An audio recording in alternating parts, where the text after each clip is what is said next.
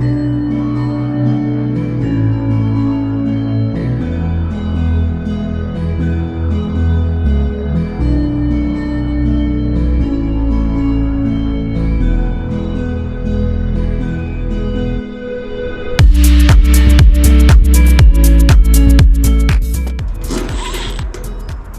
so now we'll check the capacitor.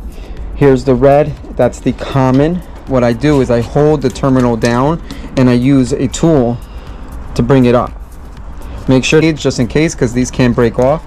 We're going to go ahead and do the same thing for the yellow wire, which is the Herm, and remove this capacitor. Here we have a 35 plus 5 microfarad capacitor.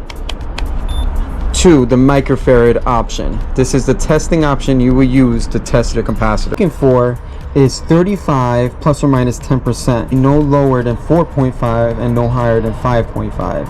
Right here we're spot on. We'll go ahead and get it screwed in back into place.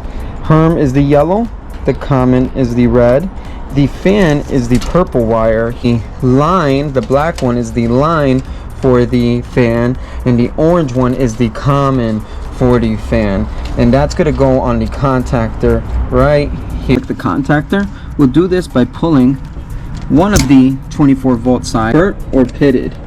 Here you can start to see that not only it doesn't have a little bit of pitting, but you could actually see the starting of burning coming from the arc flashes. It's going to do this, but with the system powered on, it does small arc flashes. 2020, which makes it about 5 years old.